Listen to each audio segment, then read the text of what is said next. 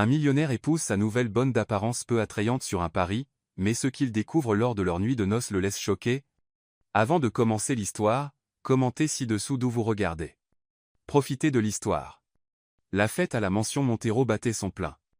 John Montero, l'hôte de la soirée, se tenait entouré de ses amis fortunés, tous engagés dans des conversations alimentées par du champagne et des égos gonflés. John, avec son air habituel de supériorité, commandait l'attention de la pièce comme il le faisait toujours. William Sorano, connu pour sa langue acérée et son amour de la provocation, s'approcha avec un sourire moqueur. Tenant un verre de vin, il fixa son regard directement sur John. « John, commença William, sa voix dégoulinant de malice, tu dis toujours que l'argent peut acheter et changer n'importe quoi, que tout dans ce monde peut être transformé avec le bon prix. Non ?» John haussa un sourcil, légèrement ennuyé. « N'est-ce pas vrai ? L'argent est l'outil le plus puissant qui soit. Avec lui, il n'y a pas de limite. » Niais. William inclina la tête, feignant de considérer la réponse. « C'est facile à dire ici, entouré de gens qui ne te disent que ce que tu veux entendre, mais peux-tu le prouver ?» Le groupe autour d'eux se tut, intrigué par le défi. John posa son verre sur une table proche et croisa les bras, sa posture défiant. « Et comment exactement attends-tu que je prouve quelque chose qui est déjà évident ?» William s'approcha plus près, un sourire rusé se répandant sur son visage. « Je te parie 5 millions de dollars que tu ne peux pas épouser quelqu'un en dehors de notre cercle social, une femme qui ne correspond pas à tes standards de beauté ou à ton monde. Et il y a plus, tu dois rester marié avec elle pendant 3 mois, convaincre le monde que le mariage est réel, et la transformer complètement. Prêt ?» Le rire de William résonna dans la pièce, accompagné de quelques murmures et regards curieux. L'humeur dans le groupe changea immédiatement, tandis que tout le monde attendait la réponse de John. John laissa échapper un rire court et sans humour. « Tu ne peux pas être sérieux, William. Moi, marié à une femme en dehors de mes standards pendant 3 mois ? C'est tellement ridicule que ça ne mérite même pas de répondre. » Tongxian. William ignora le refus initial de John et jeta un regard nonchalant autour de la pièce. C'est alors qu'il repéra Elisa portant un plateau de verre à champagne à travers la salle. Ses cheveux étaient attachés en un chignon simple, et elle portait un uniforme noir et blanc impeccable. Sa posture était humble, ses yeux baissés tandis qu'elle faisait son travail avec diligence. William fit un signe de tête vers elle et gloussa. « Et elle ? Ta bonne ? Elle est particulière, complètement en dehors de ton type, parfaite pour le défi. » Nia. John suivit le regard de William et fronça les sourcils quand il reconnut Elisa. « Tu dois plaisanter. Moi, marié à une bonne ? C'est complètement absurde, même pour toi. » Mais pas. Pourquoi pas ? Contrecarra William, son sourire plein de provocation. Si l'argent achète vraiment tout, ça devrait être facile pour toi, non ? Après tout, tu es le grand John Montero, ou as-tu peur de perdre le pari ? Les invités autour d'eux retinrent leur souffle, captivés par la tension montante. John garda son regard fixé sur William, sentant le défi frapper son orgueil. Il savait que reculer maintenant le ferait passer pour un lâche aux yeux de tous, quelque chose qu'il ne pouvait pas permettre. John se lécha les lèvres, considérant soigneusement sa prochaine action. Finalement, il ramassa son verre de vin et prit une petite gorgée avant de déclarer avec un sourire froid, « Marché conclu. 3 mois avec elle, et je te prouverai qu'il n'y a pas de défi que je ne puisse conquérir. » Raïs. Le groupe éclata en murmures et rires, mais William se contenta de sourire, satisfait. Il tendit la main, et John la serra fermement, scellant l'accord. « Ça va être amusant, » dit William avec un ton moqueur. « Mais souviens-toi, tu dois le faire paraître réel. Je veux la voir à tes côtés aux événements, habillée comme une dame de la haute société. Et si tu échoues, je serai 5 millions de dollars plus riche. » Hey. John plissa les yeux. « Je n'échoue jamais, William. Prépare-toi à ouvrir ton portefeuille. » Na. Le lendemain matin, Elisa était dans la cuisine en train de laver la vaisselle quand elle entendit des pas derrière elle. Se retournant, elle vit John Montero debout dans l'encadrement de la porte, les mains dans les poches et le regard fixé sur elle. « Mais non. Montero, avez-vous besoin de quelque chose ?» demanda-t-elle avec hésitation.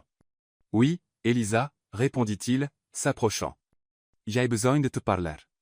C'est à propos d'une proposition. » « Non. » Elisa fronça les sourcils, confuse. « Une proposition ?» John se pencha légèrement, choisissant ses mots avec soin. Il savait que pour convaincre Elisa, il devrait adopter le bon ton. « Je veux que tu m'épouses. » Nanka. L'assiette glissa des mains d'Elisa, s'écrasant dans l'évier et éclaboussant de l'eau partout. « Quoi? Tu m'as bien entendu ?» John garda son ton calme, comme s'il discutait d'affaires. « C'est un contrat, un mariage de convenance. Tu seras ma femme pendant 3 mois, et en retour, je te paierai une somme qui pourrait changer ta vie. » Maoli. Elisa laissa échapper un rire nerveux, comme s'il plaisantait. « Ce n'est pas drôle, M.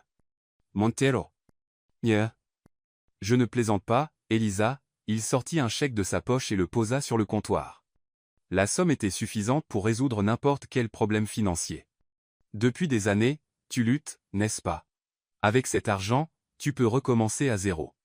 Alors, qu'en dis-tu? Elisa regarda le chèque puis revint sur John. Elle savait que cet homme était habitué à contrôler tout autour de lui.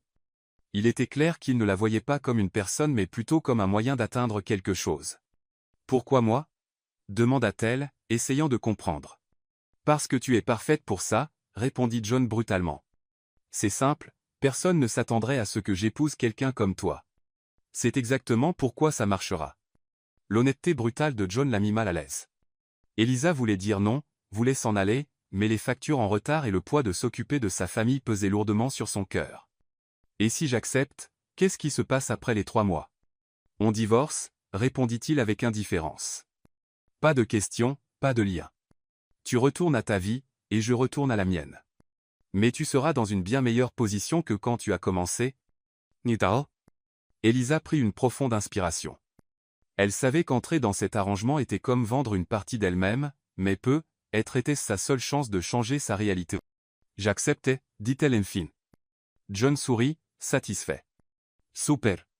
Demain, tu seras ma femme. Oh. Elisa le regarda, quitter la cuisine avec un cœur lourd. Elle savait qu'elle entrait dans un jeu dangereux, mais pour la première fois depuis longtemps, il y avait de l'espoir que les choses puissent changer. Le lendemain matin commença avec une tension différente à la mention Montero. Le personnel murmurait dans les couloirs, perplexe face au comportement de John. Après tout, il était inhabituel de le voir passer autant de temps à la maison, surtout habillé formellement si tôt. Mais pour Elisa, la journée avait commencé comme n'importe quelle autre, nettoyage, organisation, et rester invisible. Elle était dans le jardin latéral, agenouillée en ramassant les feuilles tombées d'un des vieux arbres. L'odeur d'herbe humide se mêlait au parfum des fleurs, et pendant un moment, Elisa ressentit un bref sentiment de paix. Puis l'ombre de John interrompit sa tranquillité. « Elisa » appela-t-il, debout à côté d'elle. Elle se leva rapidement, essuyant ses mains sur le bord de son uniforme, sans réaliser qu'elle étalait de la terre sur son tablier. Ses yeux rencontrèrent ceux de John, et elle vit quelque chose de différent là, de la détermination et ce qui semblait être de l'attente. « Emma. »« Montero » répondit-elle, essayant de cacher son malaise. « Tout est prêt. Nous allons au bureau d'enregistrement dans 1 heure. »« Hey. » Elisa cligna les yeux. Confuse. « Bureau d'enregistrement, déjà? » « Oui, plus tôt on commence, mieux c'est. » John mit ses mains dans ses poches, son ton froid et direct. « Les documents sont prêts. Tu n'as qu'à signer. » Pangzi. Le cœur d'Elisa s'emballa. Jusqu'à présent, la proposition semblait distante, une idée absurde qu'elle pensait pouvoir encore inverser. Mais maintenant, avec la formalité du mariage imminente, tout semblait très réel. « J'ai besoin de plus de temps, » dit-elle avec hésitation. John inclina la tête, l'observant. « Du temps pourquoi? Tu as déjà accepté, Elisa, et je n'ai pas l'habitude d'attendre. » Utz. Elle voulait reculer, mais les souvenirs de sa maison humble, des visages fatigués de ses jeunes frères et sœurs, et des dettes accumulées la retenaient. Soupirant, elle hocha la tête. « D'accord, » dit-elle d'une voix basse. « Je suis prête. » Mais creux. 1 heure plus tard, Elisa était assise à l'arrière de la voiture de John, une limousine noire qui se sentait encore plus inconfortable que la situation dans laquelle elle se trouvait. Le chauffeur conduisait en silence pendant que John tapait des messages sur son téléphone, inconscient de sa présence. Elle regarda par la fenêtre, observant la ville défiler. D'où elle venait, le centre-ville ressemblait à un univers complètement différent, d'immenses bâtiments, des magasins de luxe, et des gens bien habillés qui ne regardaient jamais autour d'eux. « Nous y sommes », dit John soudainement, rangeant son téléphone. La voiture s'arrêta devant un bâtiment discret mais imposant. Elisa sortit avec hésitation tandis que John lui tenait la porte. À l'intérieur du bureau d'enregistrement, 2 avocats attendaient déjà, ainsi qu'un petit groupe de personnel qui avait clairement été instruit de ne pas poser de questions. L'estomac d'Elisa se noua alors qu'elle prenait le stylo pour signer les papiers. Ses mains tremblaient, mais elle se força à rester calme. En quelques minutes seulement, elle était officiellement Madame Montero. John serra la main du registraire et se tourna vers Elisa avec un sourire léger. « Félicitations, nous sommes officiellement mari et femme maintenant. »« Non. Ce n'est pas exactement comme ça, » murmura Elisa sans le regarder. John ne répondit pas. Il la guida simplement de retour à la voiture, où le silence entre eux se sentait encore plus lourd qu'avant. Quand ils arrivèrent à la mansion, Elisa remarqua quelque chose de différent. Les rideaux avaient été remplacés, l'éclairage était plus doux, et une nouvelle décoration ornait la salle principale. Il y avait quelque chose de presque théâtral dans l'atmosphère, comme si toute la maison se préparait pour une grande performance. John la mena à l'étage et s'arrêta devant une porte. Il l'ouvrit, révélant une chambre luxueuse avec un lit énorme, des rideaux de velours, et un placard plus grand que la maison où vivait Elisa. « Ce sera ta chambre, » dit-il, comme si c'était la chose la plus évidente au monde. Elisa entra, jetant un regard autour d'elle. Chaque détail semblait murmurer qu'elle n'y appartenait pas. « C'est beau, » dit-elle, incertaine de quoi dire d'autre. « J'espère que tu es satisfaite.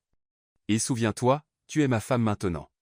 Il est important que tout le monde y croie, surtout les gens de mon cercle. » « Merci. » Elisa se tourna vers lui, croisant les bras.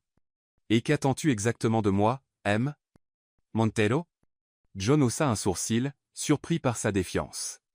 Il était habitué à être obéi sans question, mais Elisa ne semblait pas disposée à lui faciliter les choses.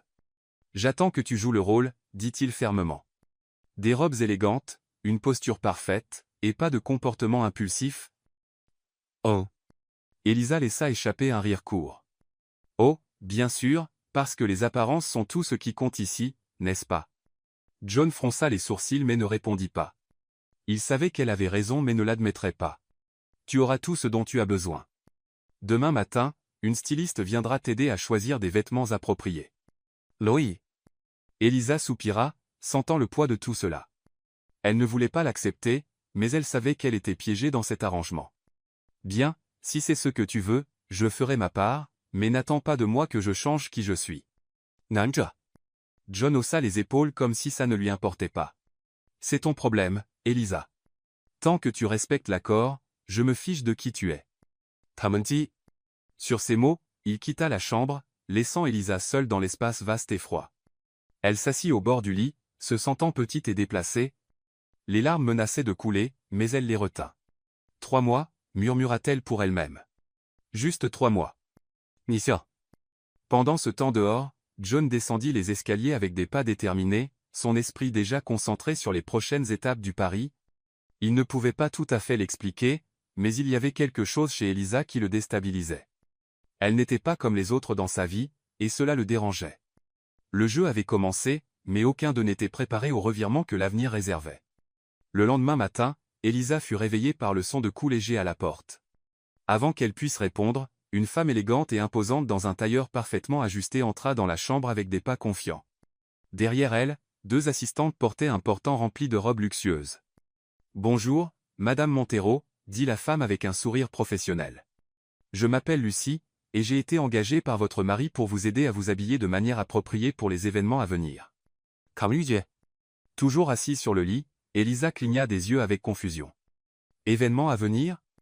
Lucie hocha la tête. Commençant à disposer les robes autour de la chambre. « Oui, M. Montero croit que l'apparence est essentielle, surtout pour quelqu'un dans votre position. C'est pourquoi il a commandé une garde-robe complète pour vous. » T'es ? Elisa ricana, se levant lentement. « Est-ce vraiment nécessaire ?» Lucie s'arrêta d'organiser les robes et regarda directement Elisa sans perdre son sang-froid. « Avec tout le respect dû, madame, nécessaire ou non, c'est ce qu'il veut. Je vous suggère d'en profiter au maximum. » T'es ? Elisa voulait argumenter, mais la praticité l'emporta. « Bien finissons scène. » À eux ? Lucie sourit avec approbation.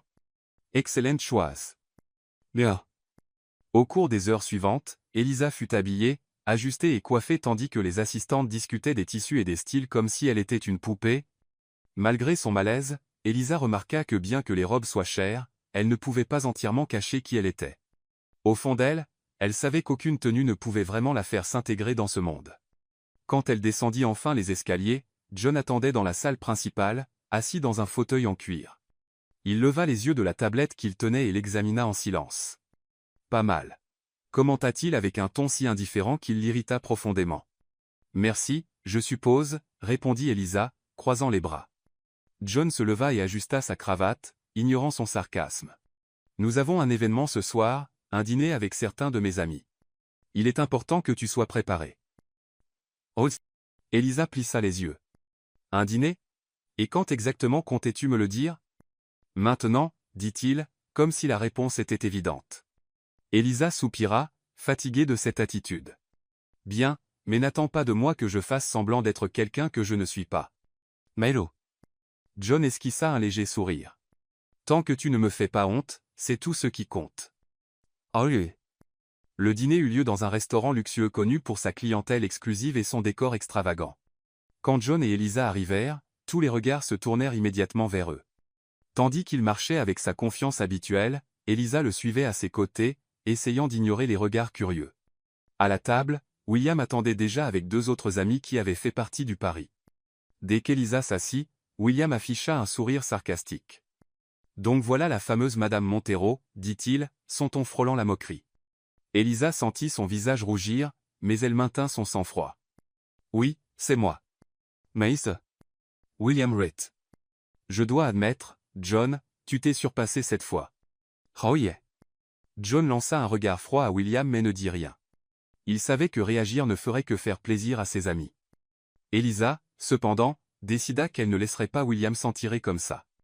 Et vous, William, passez-vous habituellement autant de temps à juger la vie des autres? La question prit la table au dépourvu. William s'étouffa avec son vin tandis que les autres rirent discrètement. John regarda Elisa, surpris, mais n'intervint pas.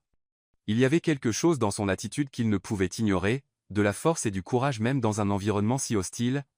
Le dîner continua avec des conversations superficielles, mais Elisa pouvait sentir qu'elle était scrutée tout le temps. Chaque geste, chaque mot semblait observé par les amis de John. Elle se sentait exposée, mais elle ne le montrait pas. Quand ils quittèrent enfin le restaurant, Elisa laissa échapper un soupir de soulagement en montant dans la voiture. C'était intéressant, dit-elle, regardant par la fenêtre. John se pencha légèrement en avant, ses yeux fixés sur elle. Tu tenés bien sorti. T'es. Elisa se tourna vers lui, surprise par le compliment.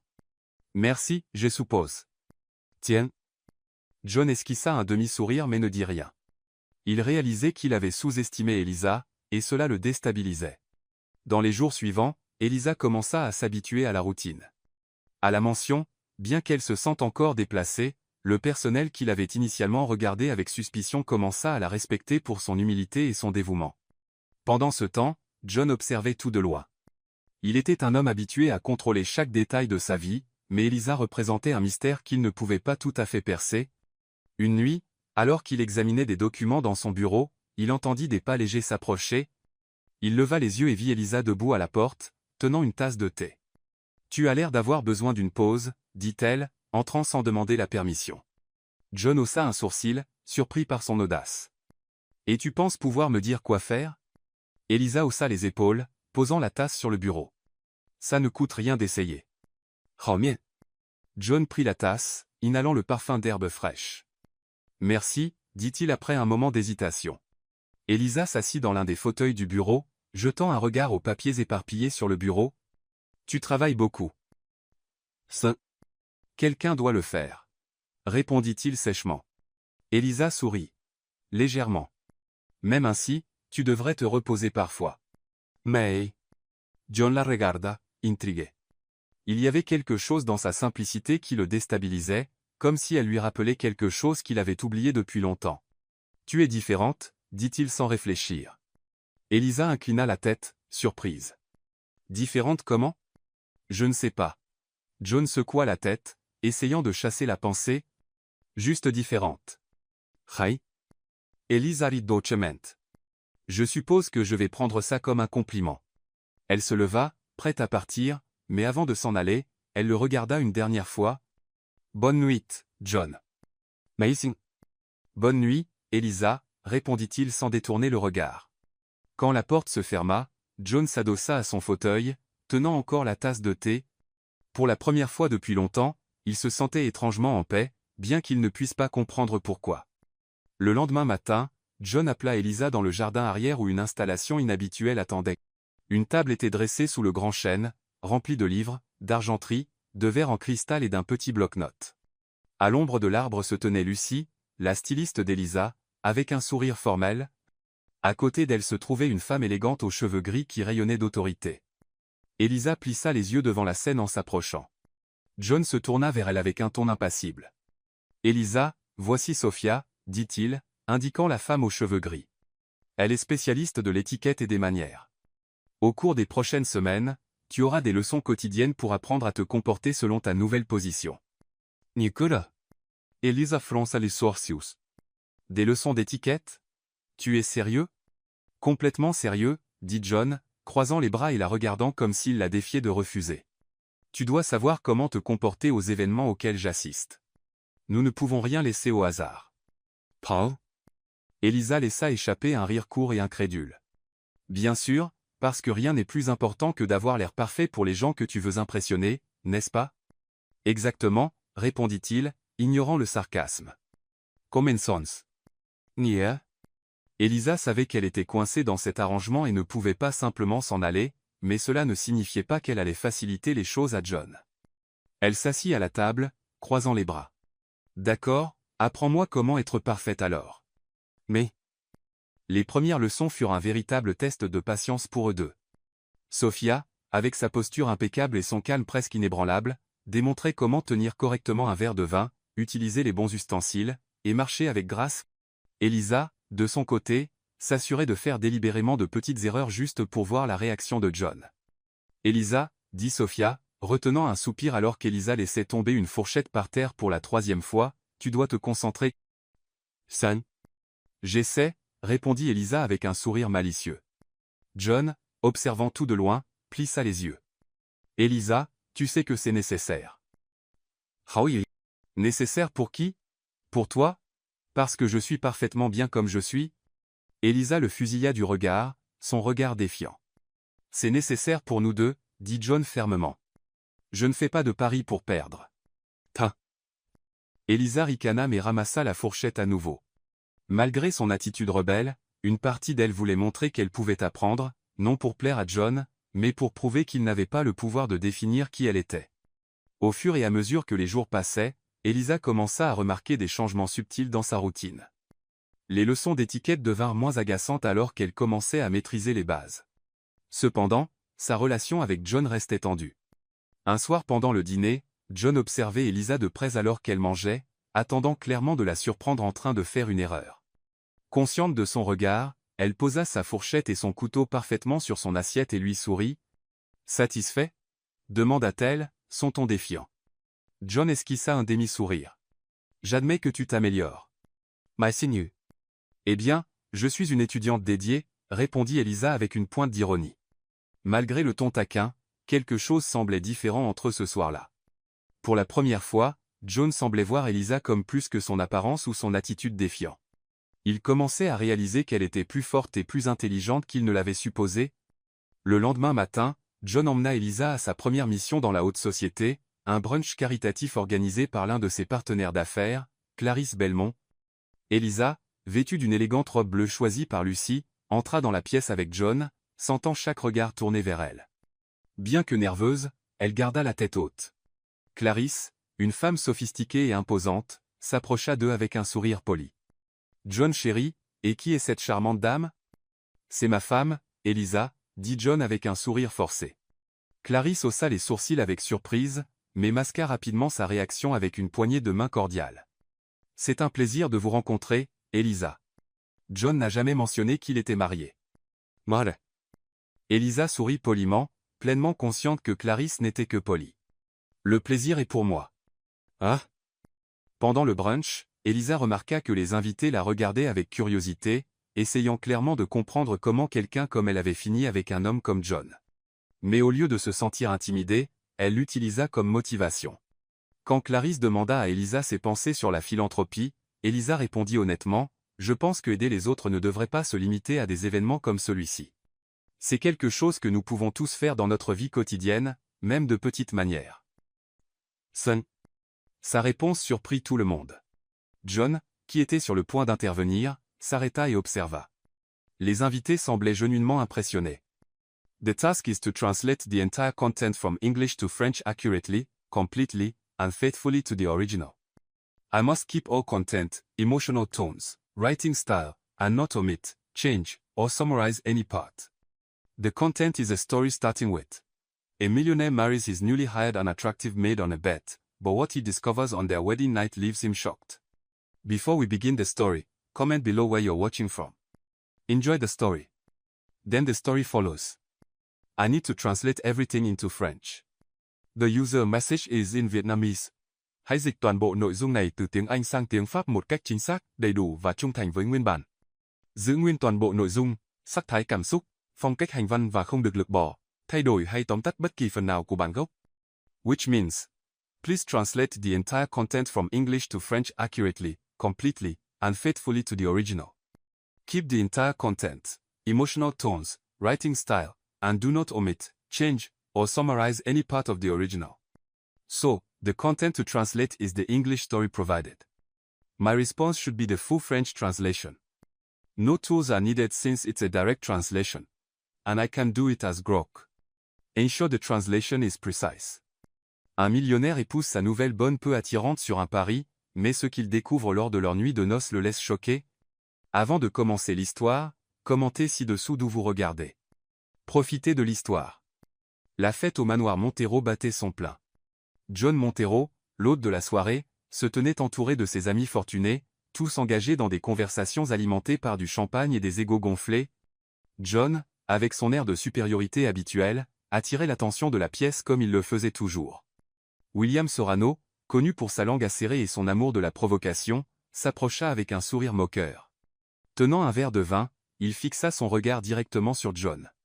« John, commença William, sa voix dégoulinant de malice, tu dis toujours que l'argent peut acheter et changer n'importe quoi, que tout dans ce monde peut être transformé avec le bon prix. » Hein? John haussa un sourcil, légèrement ennuyé. « N'est-ce pas vrai? L'argent est l'outil le plus puissant qui soit. Avec lui, il n'y a pas de limite. » No? William inclina la tête, feignant de considérer la réponse. C'est facile à dire ici, entouré de gens qui ne te disent que ce que tu veux entendre, mais peux-tu le prouver? Le groupe autour d'eux se tut, intrigué par le défi. John posa son verre sur une table voisine et croisa les bras, sa posture défiant. Et comment exactement espères-tu que je prouve quelque chose qui est déjà évident? William s'approcha plus près, un sourire rusé s'étendant sur son visage. Je te parie 5 millions de dollars que tu ne peux pas épouser quelqu'un en dehors de notre cercle social, une femme qui ne correspond pas à tes standards de beauté ou à ton monde. Et il y a plus. Tu dois rester marié avec elle pendant 3 mois, convaincre le monde que le mariage est réel, et la transformer complètement.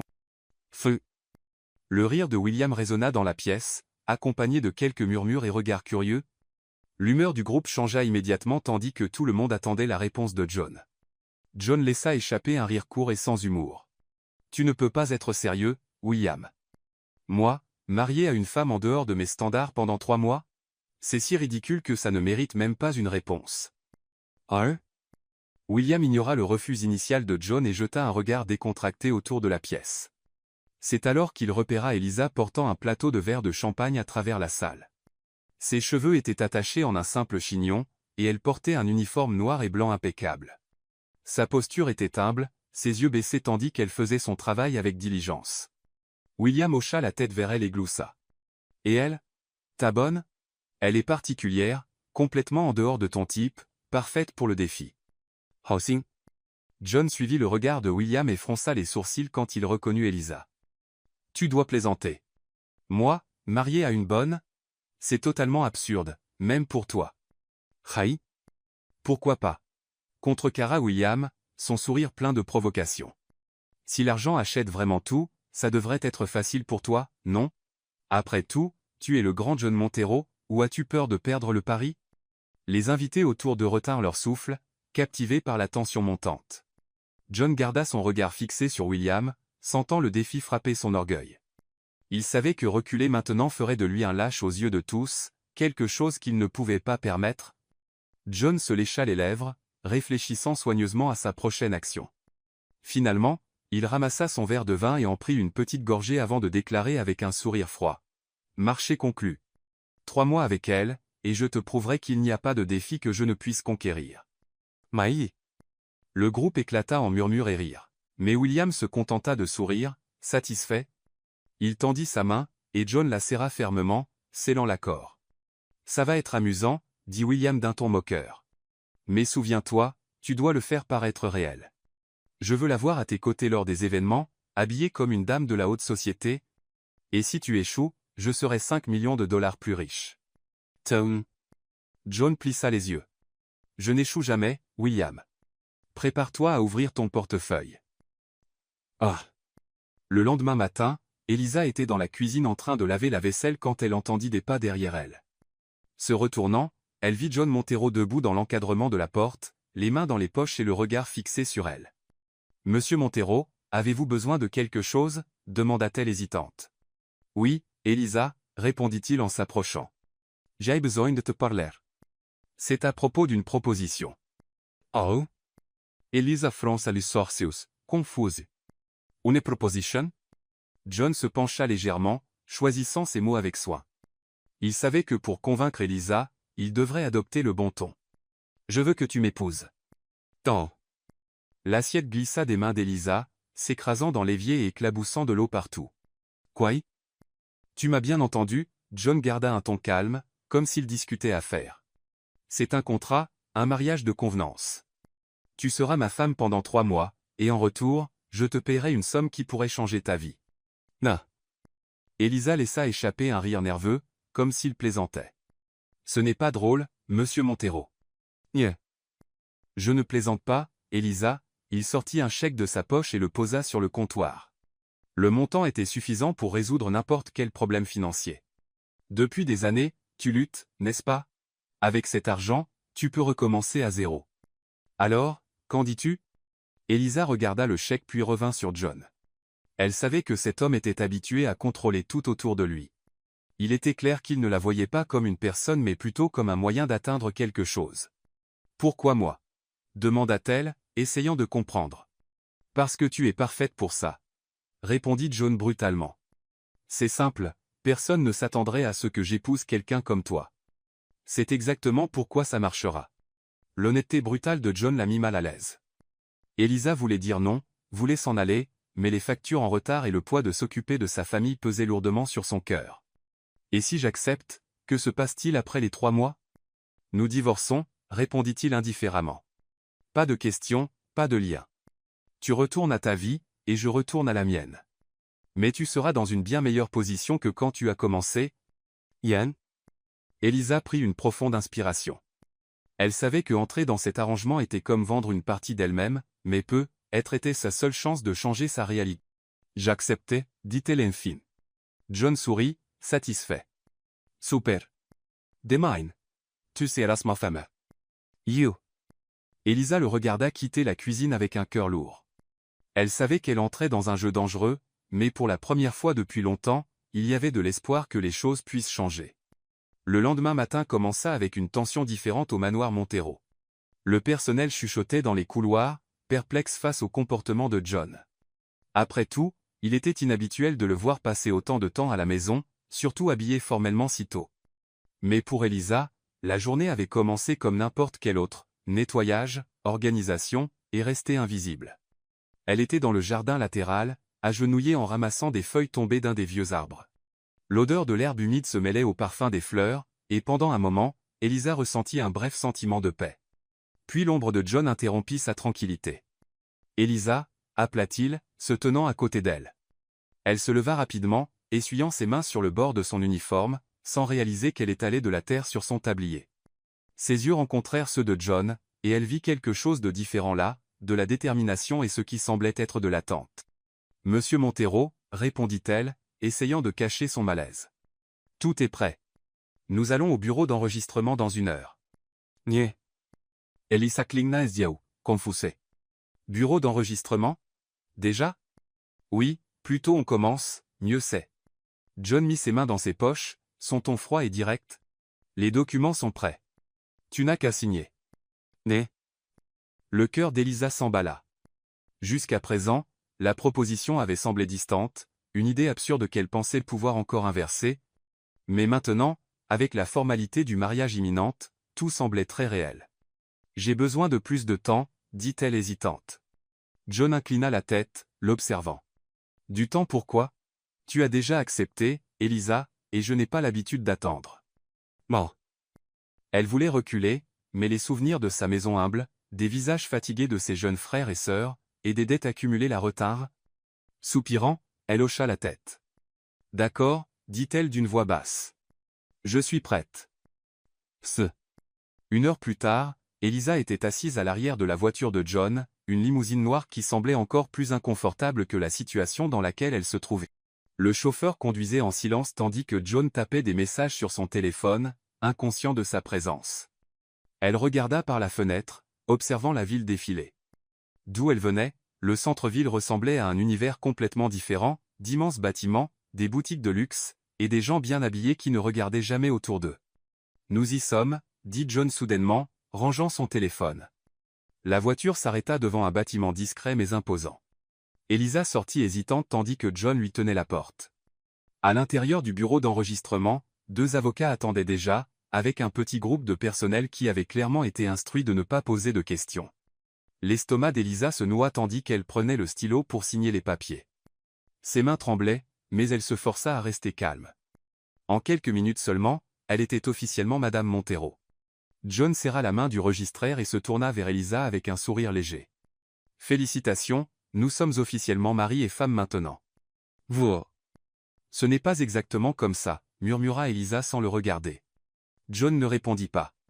Il la guida simplement de retour à la voiture, où le silence entre eux semblait encore plus lourd qu'avant.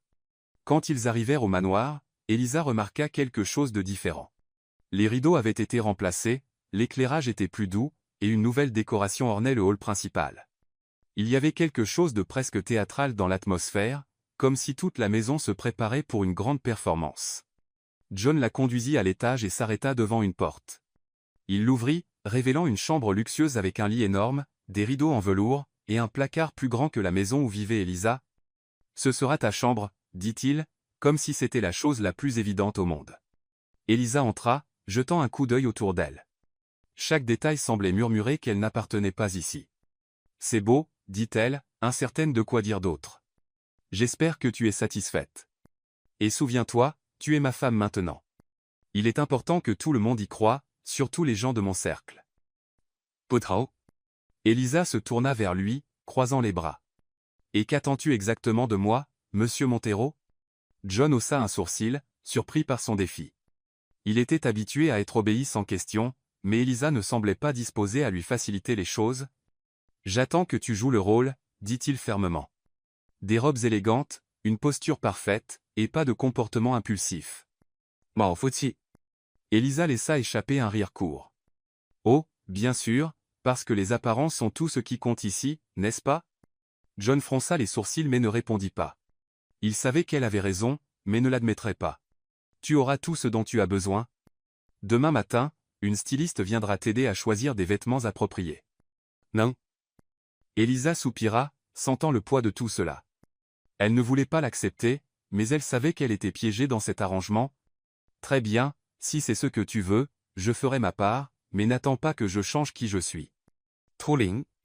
John haussa les épaules comme si cela ne lui importait pas. « C'est ton problème, Elisa. Tant que tu respectes l'accord, je me fiche de qui tu es. » Taozi. Sur ce, il quitta la chambre, laissant Elisa seule dans l'espace vaste et froid. Elle s'assit sur le bord du lit, se sentant petite et déplacée. Des larmes nassaient de couler, mais elle les retint. « 3 mois. » murmura-t-elle pour elle-même. « Juste 3 mois. » Baudet. Pendant ce temps dehors, John descendit les escaliers d'un pas déterminé, son esprit déjà concentré sur les prochaines étapes du pari. Il ne pouvait pas tout à fait l'expliquer, mais il y avait quelque chose chez Elisa qui le déstabilisait. Elle n'était pas comme les autres dans sa vie, et cela le dérangeait. Le jeu avait commencé, mais aucun d'eux n'était préparé au retournement que l'avenir réservait. Le lendemain matin, Elisa fut réveillée par le bruit de coups légers à la porte. Avant qu'elle ne puisse répondre, une femme élégante et imposante, vêtue d'un tailleur parfaitement ajusté, entra dans la chambre d'un pas confiant.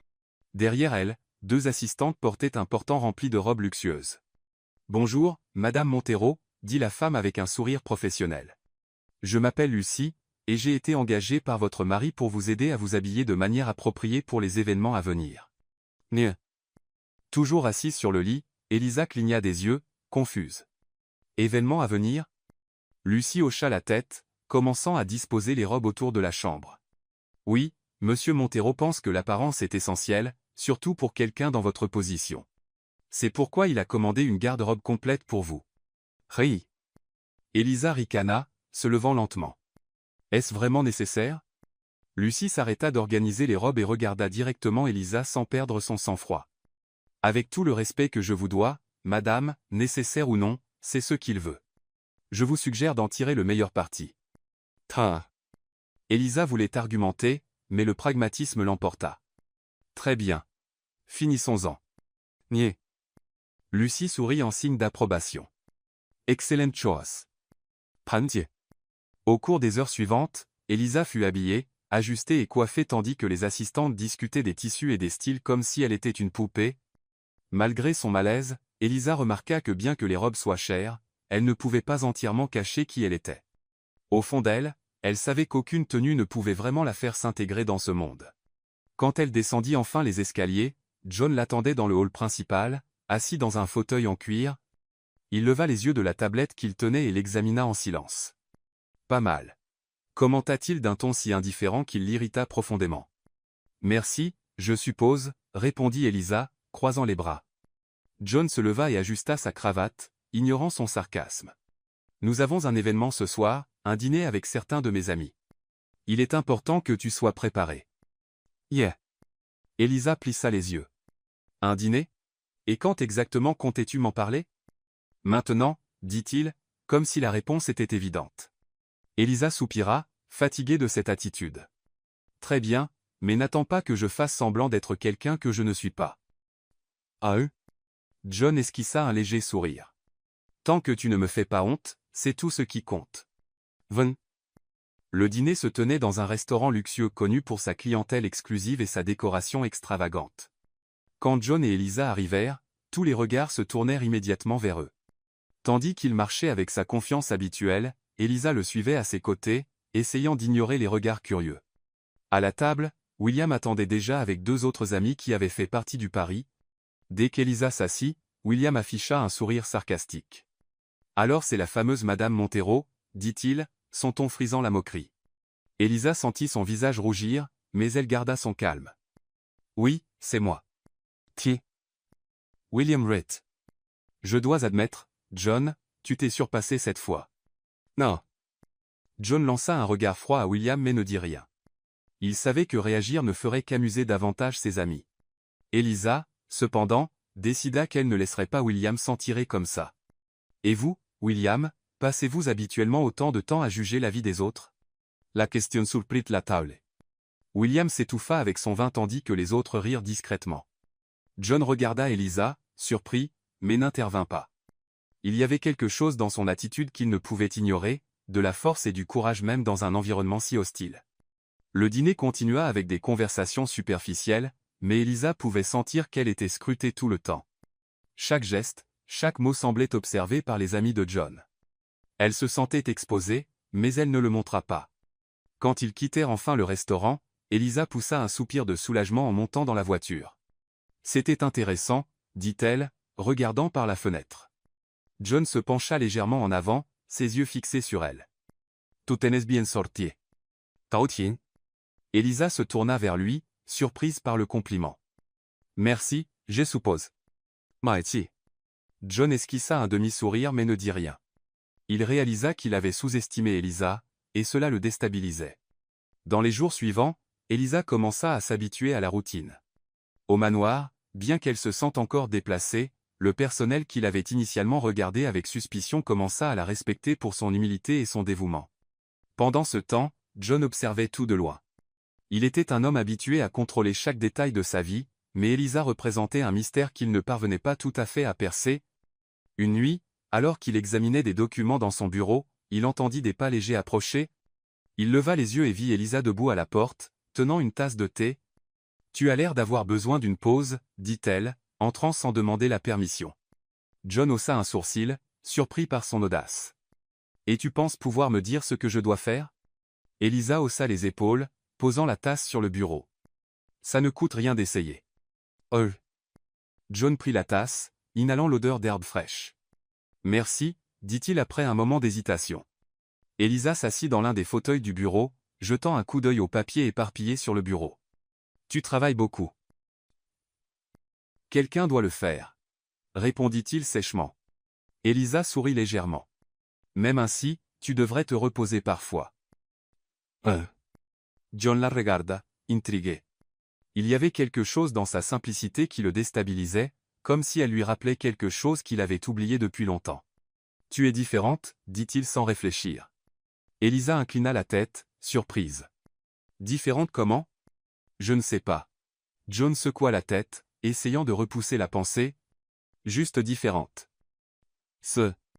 Elisa rit dolcemente. Je suppose que je vais prendre ça comme un compliment. Elle se leva, prête à partir, mais avant de s'en aller, elle le regarda une dernière fois. Bonne nuit, John. Bonne nuit, Elisa, répondit-il sans détourner le regard.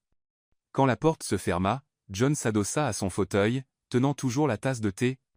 Pour la première fois depuis longtemps, il se sentait étrangement en paix, bien qu'il ne puisse comprendre pourquoi.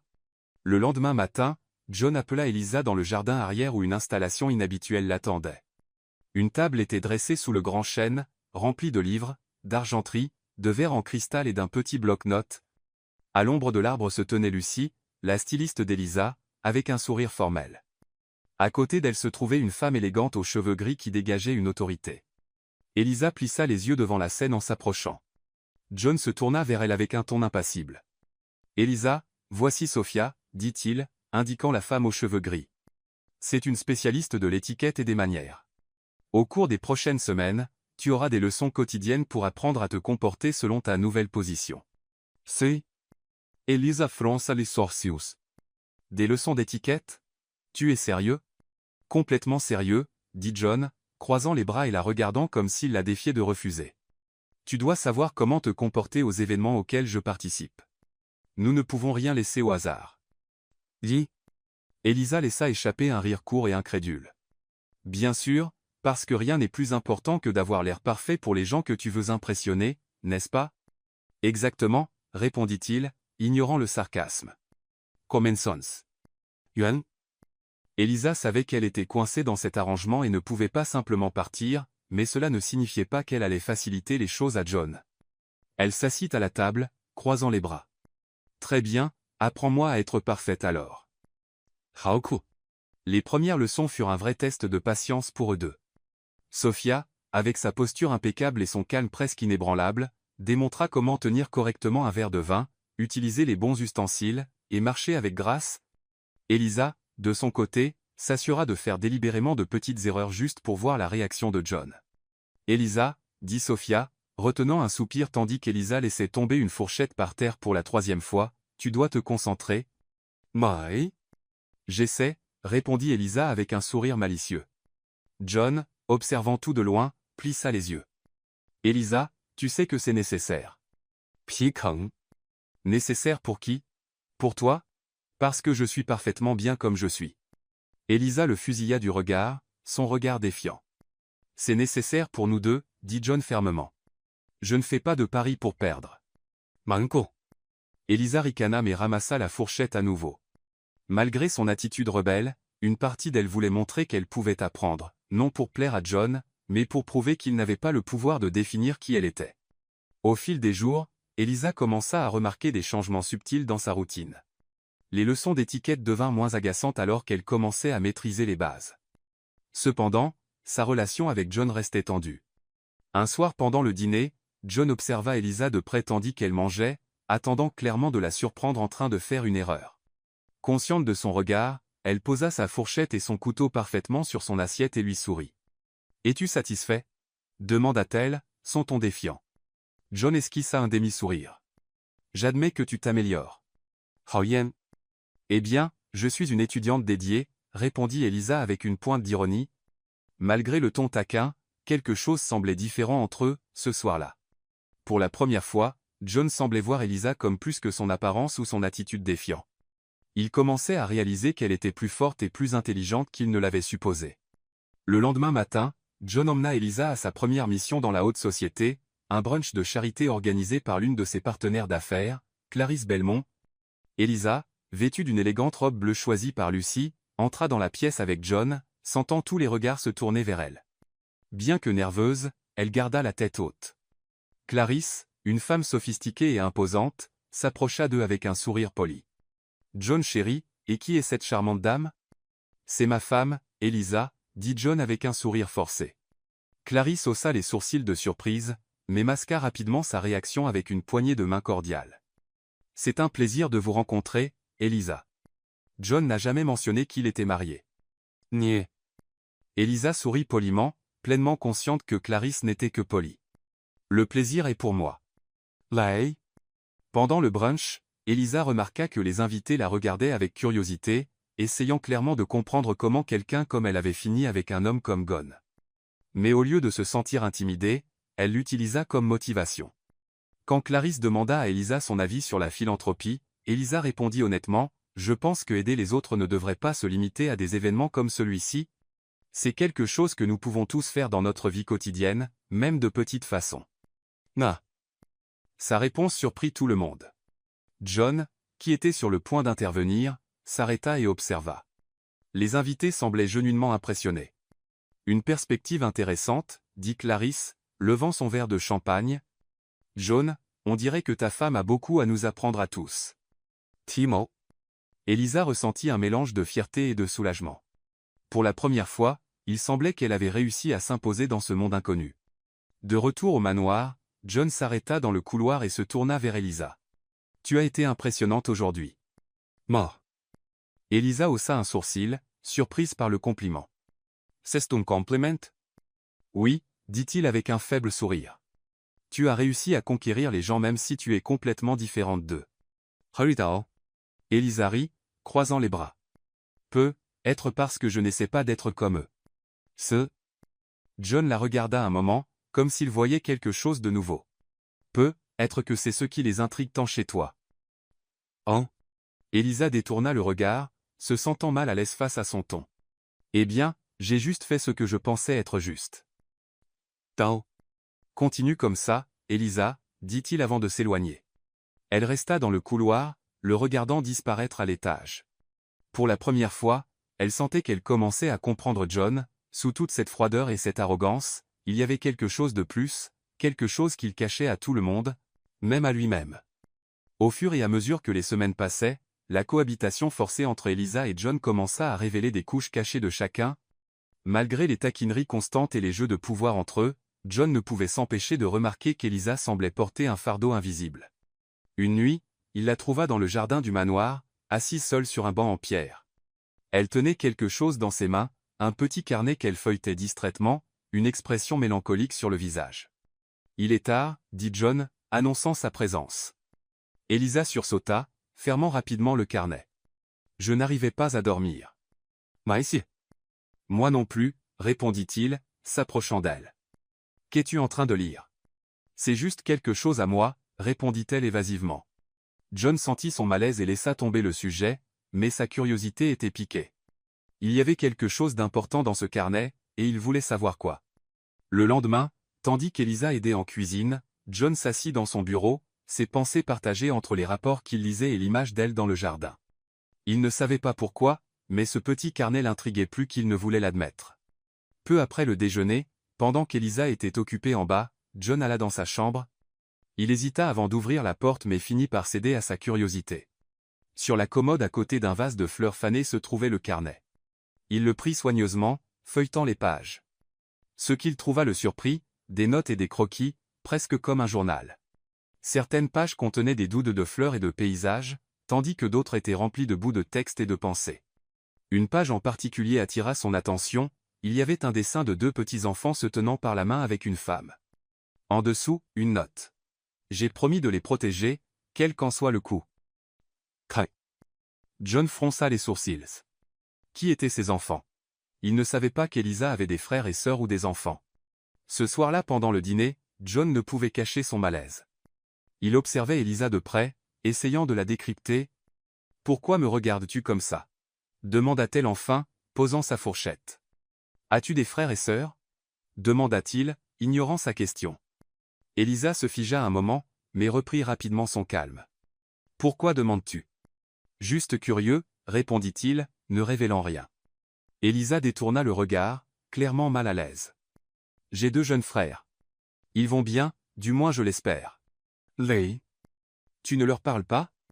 Elisa soupira, posant sa fourchette. « Il n'y a pas grand-chose à dire. Ça fait des années que nous ne sommes plus en contact. Ils vivent avec une tante dans une autre ville. » Sans. John nota l'amertume dans sa voix mais n'insista pas. Il savait qu'il y avait plus à l'histoire mais comprenait qu'il lui faudrait de la patience pour obtenir des réponses. Quelques jours plus tard, pendant qu'Elisa était dehors avec Lucy, John appela son assistant de confiance, Marcos, pour une conversation. « Je veux que tu découvres tout ce que tu peux sur Elisa, » dit-il, lui tendant une photo. « Quelque chose de spécifique, monsieur Montero ?» demanda Marcos, curieux. « Famille, passé, tout ce qu'elle pourrait cacher. » John évita de regarder son assistant, sentant une pointe de culpabilité pour ce qu'il faisait. « Complice. Je vous rapporte bientôt. » Pouch. Le lendemain matin, John reçut un rapport de Marcos. C'était un dossier complet sur Elisa. Il le lut en silence, sentant le poids de chaque page. Elisa avait grandi dans un quartier humble, s'occupant de ses 2 jeunes frères depuis un jeune âge. Ses parents étaient morts dans un accident de voiture quand elle n'avait que 17 ans, la laissant comme seule gardienne des enfants. Pendant quelques années, elle avait travaillé à 2 emplois pour les soutenir mais avait éventuellement perdu la garde parce qu'elle ne pouvait pas fournir un foyer stable. John sentit une oppression dans sa poitrine en imaginant Elisa affrontant tout cela seule. Il n'avait jamais pris le temps de considérer qu'elle pouvait avoir enduré de telles difficultés.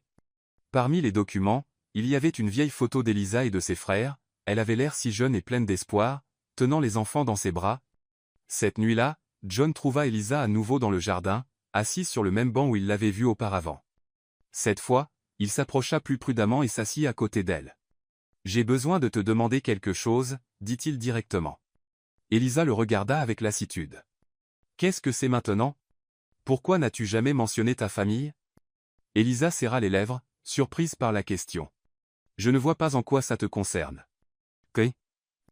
Peut être pas. » répondit-il, son ton plus doux, « mais j'ai lu ce qui s'est passé. » Non ?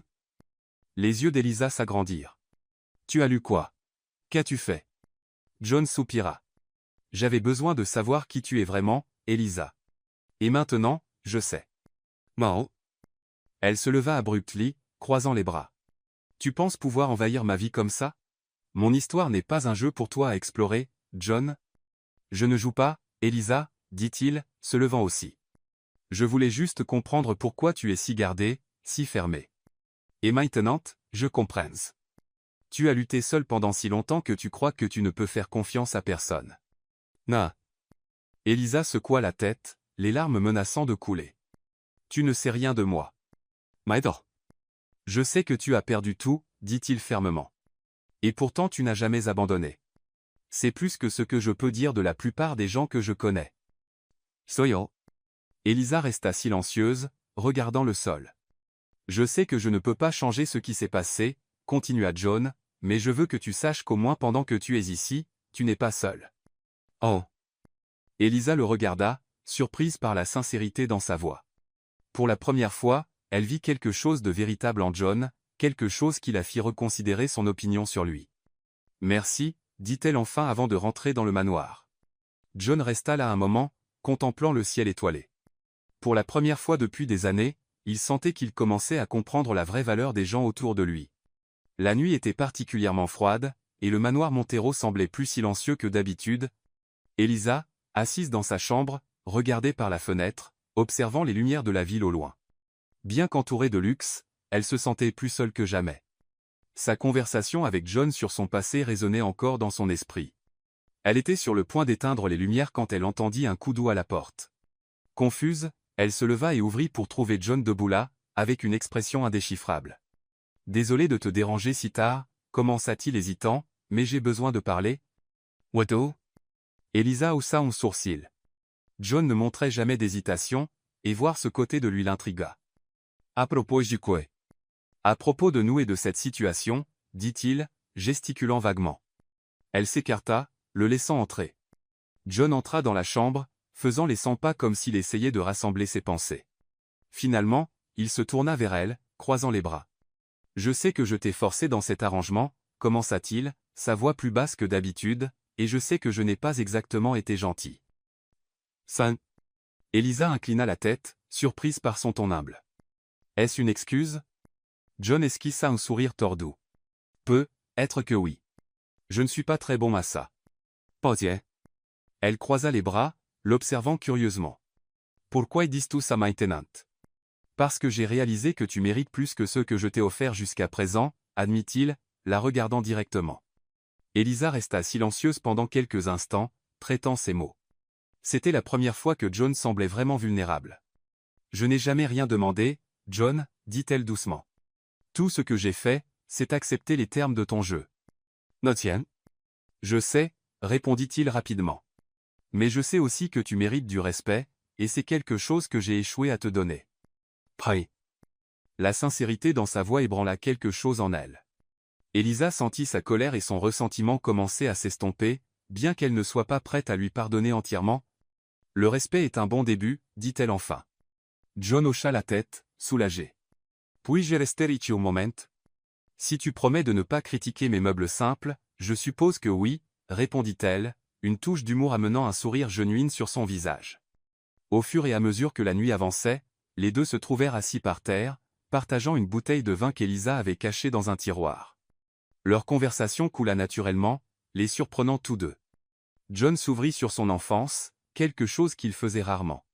Il parla des pressions de grandir dans une famille riche où les émotions étaient vues comme des faiblesses et les résultats étaient tout ce qui comptait. « Ma mère disait toujours que l'amour était une distraction, dit-il, faisant tourner le vin dans son verre. Elle disait que les relations sont comme des affaires, on y entre en s'attendant à un retour. » Fin. Elisa rit dolcement. Ça explique beaucoup. Hein? Ne sois pas si rapide à me juger, dit-il avec un sourire fatigué. Je sais que je suis un produit de cet environnement, mais parfois je me demande comment les choses auraient pu être différentes. Elisa l'observa un moment, essayant d'imaginer ce qui se cachait derrière cette façade froide et contrôlée. Tu peux encore changer, John. Oh? Tu crois? Il la regarda, genuinement curieux. Je pense que n'importe qui peut changer s'il le veut, répondit-elle avec conviction. Les yeux de John s'adoucirent. Et toi? Qu'est-ce que tu changerais si tu le pouvais? Elisa resta silencieuse pendant quelques instants. J'aurais aimé être plus forte dans le passé. Peut-être que mes frères seraient encore avec moi si j'avais lutté plus fort. Oh? Elisa, tu as fait tout ce que tu pouvais, dit-il fermement. Tu ne peux pas te blâmer pour ça. Koningli. C'est facile pour toi de dire, murmura-t-elle, regardant vers le bas. John se pencha en avant, tenant son regard. Tu es la personne la plus forte que je connaisse, et si personne ne te l'a jamais dit avant, je te le dis maintenant. Non. Elisa sentit les larmes monter à ses yeux mais ne les laissa pas couler. Au lieu de cela, elle esquissa un faible sourire. Merci John. Ah. Dans les jours qui suivirent, leur relation commença à changer subtilement. Bien qu'ils échangeaient encore des remarques taquines, il y avait maintenant une couche de compréhension et de respect entre eux. Un après-midi, Elisa était dans le jardin en train de s'occuper des fleurs quand John s'approcha avec une expression détendue. « Jij besoin de ton aide, dit-il. » Elisa se tourna, surprise. « Aide pourquoi? J'ai une réunion importante ce soir, et je pense que ce serait bien si tu venais avec moi. » Là? Elle haussa un sourcil. « Tu veux que j'assiste à une réunion d'affaires avec toi? » John hocha la tête. « Tu es ma femme. Souviens-toi. » Non. Elisa rit. « Je pensais que c'était juste pour tromper tes amis. » Non?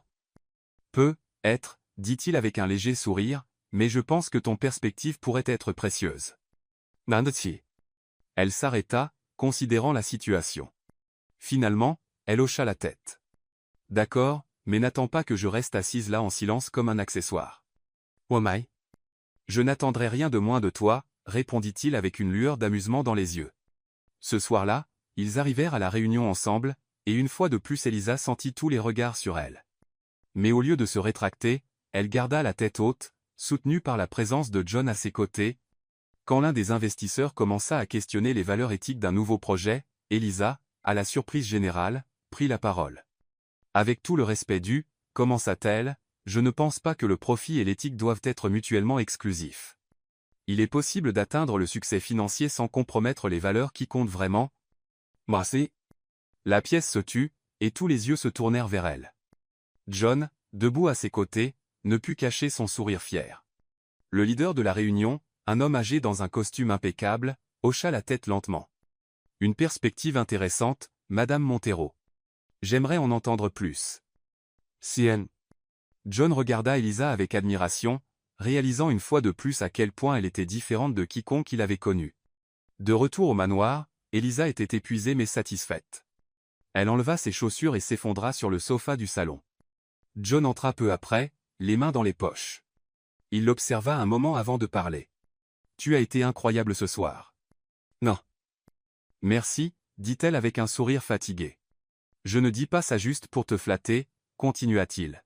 « Je pense vraiment que tu as quelque chose de spécial, Elisa. » Ouais. Elle le regarda, surprise par son honnêteté. « John, qu'est-ce qui t'arrive ?» Il rit, s'asseyant à côté d'elle. « Peut-être que tu me changes. »« Shen ?»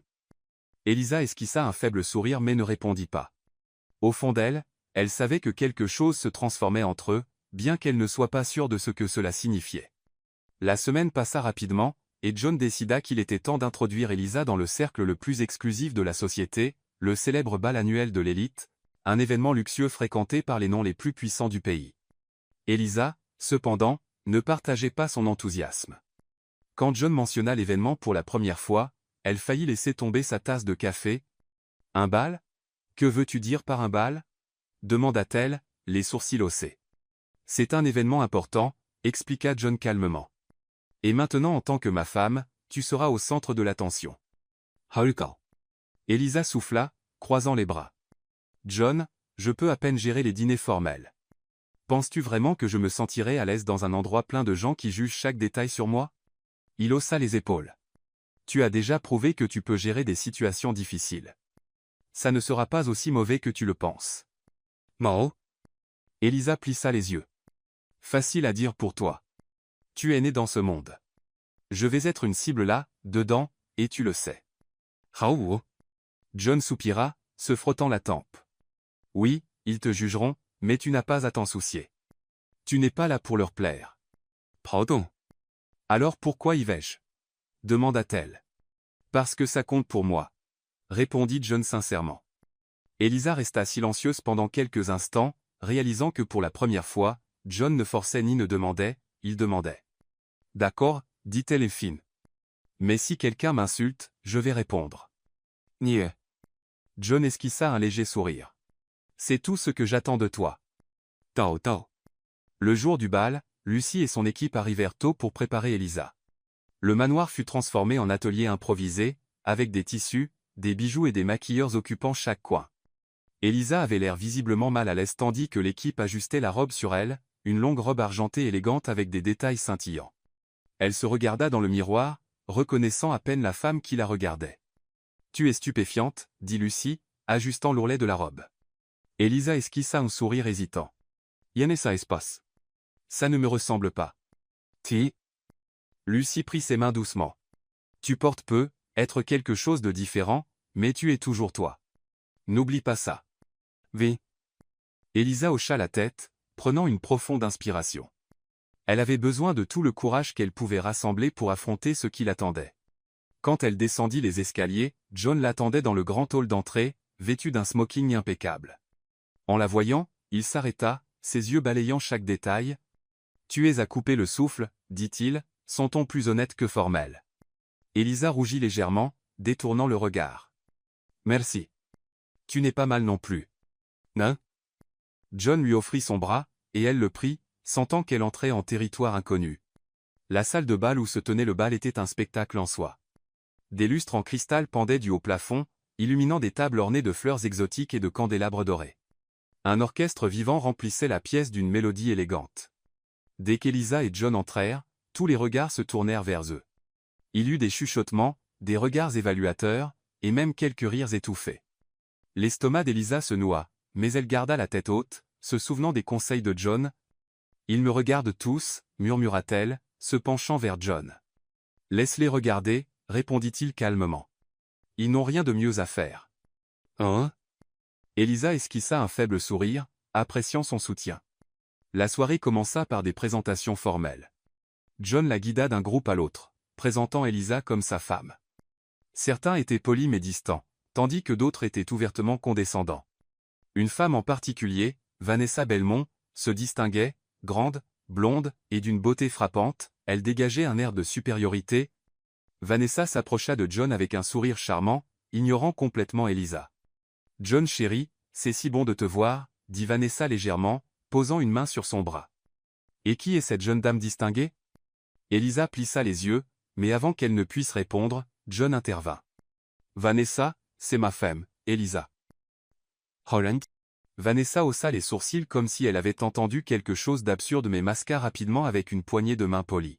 « Bien sûr, un plaisir de vous rencontrer, Elisa. »« Poma. »« Le plaisir est tout à moi, » répondit Elisa, gardant son calme. Vanessa inclina légèrement la tête, évaluant Elisa comme un prédateur jaugeant sa proie. « Vous savez, Elisa, il faut beaucoup de courage pour entrer dans ce monde. Pas tout le monde peut le gérer. »« Mae ?» Elisa offrit un sourire doux, mais ses yeux étaient aiguisés. « Merci pour le conseil. J'imagine que ça doit être difficile, surtout pour ceux qui essaient trop dur. »« Huma. » John réprima un rire tandis que Vanessa recula légèrement, visiblement déstabilisée. Quand la musique passa à une valse, John tendit la main à Elisa. « Dansons-nous » Elisa hésita, jetant un regard autour de la pièce. « Je ne suis pas très bonne à ça. »« Tauman »« Moi non plus, » dit-il avec un sourire, mais faisant semblant de l'être. « Hey » Elle prit sa main, et ils se déplacèrent au centre de la salle de bal. Tandis qu'ils dansaient, Elisa réalisa que malgré tout, elle se sentait étonnamment à l'aise aux côtés de John. « Tu t'en sors bien, » dit-il, la guidant sur la piste. « Peut être parce que tu ne me marches pas sur les pieds, » taquina-t-elle. John gloussa, et pendant un moment, on aurait dit qu'ils étaient dans leur propre monde, loin des regards jugementaux. Plus tard ce soir-là, alors qu'Elisa se reposait à une table, l'un des amis de John, William, s'approcha. « Alors, Elisa, » commença-t-il avec un sourire ironique, « comment apprécies-tu ton rôle d'épouse parfaite ?» Elisa croisa les bras, soutenant son regard. « Plutôt bien, merci, William. »« Holly !»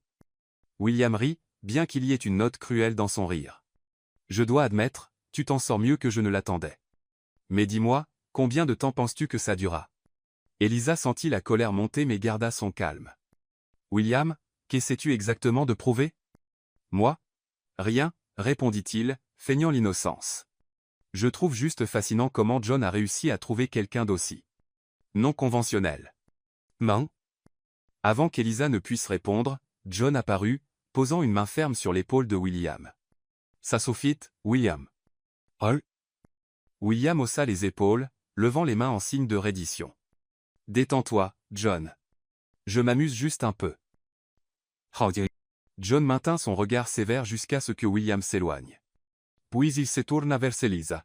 « Désolé pour ça, » dit-il. « Pas besoin de t'excuser, » répondit-elle. « Je peux gérer des gens comme lui. » Bisous. John la regarda un moment, admirant sa force. « Je sais que tu le peux. » Mais quand ils quittèrent enfin le bal, Elisa ressentit un soulagement immédiat. Dans la voiture, tandis que les lumières de la ville défilaient par la fenêtre, elle se tourna vers John. « Pourquoi m'as-tu vraiment amené ici ?» demanda-t-elle. « Parce que je voulais qu'il voie qui tu es, » répondit-il sans hésitation. Elisa esquissa un faible sourire mais ne dit rien. Pour la première fois, elle sentait que John la voyait comme plus qu'un pion dans son jeu. Les jours après le bal apportèrent une atmosphère différente au manoir Montero. Elisa et John commencèrent à se comprendre de manière qu'aucun d'eux n'avait prévue, pourtant leur connexion nouvelle apporta aussi de nouvelles tensions. Tandis qu'Elisa commençait à baisser ses défenses, John semblait de plus en plus troublé par quelque chose qu'il ne révélait pas.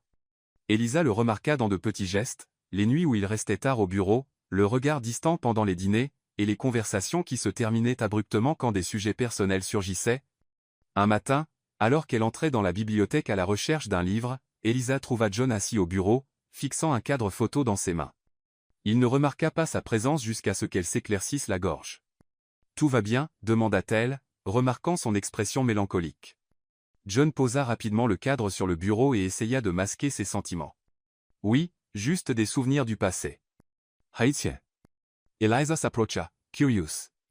Elle vit que la photo montrait un couple plus jeune, clairement les parents de John, debout à côté d'un garçon qu'elle supposa être John enfant.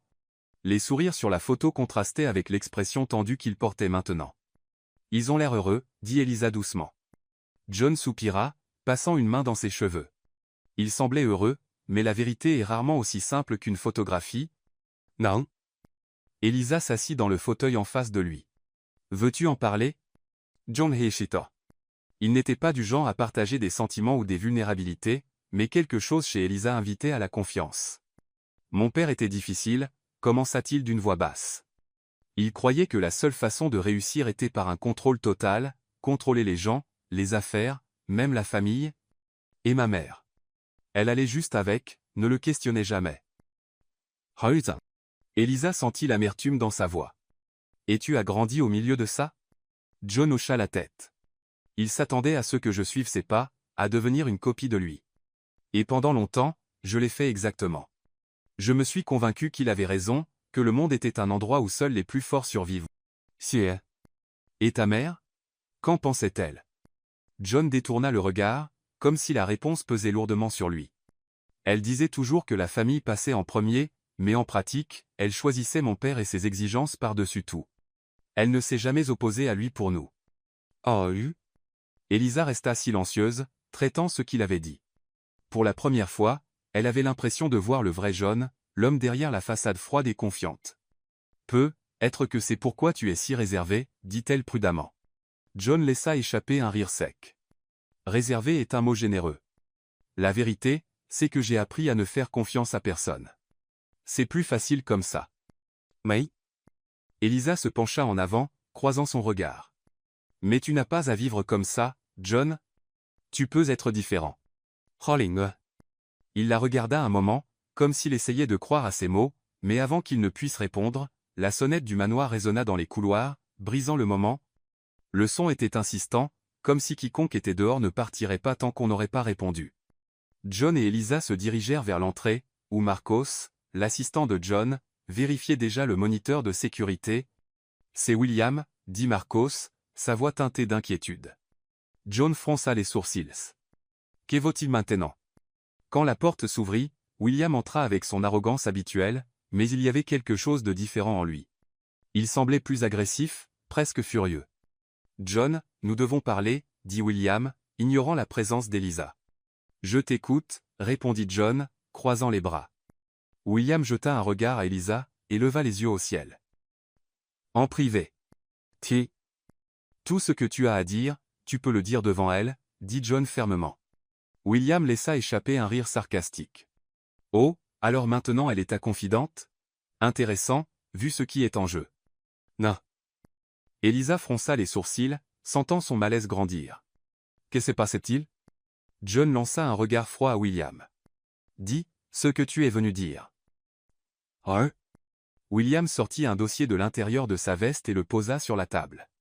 Voilà tout, la preuve que ton pari est allé trop loin. Mangonzalta. Elisa se fijea. Pari? Quel pari? John ferma les yeux, comme si le poids du moment l'écrasait.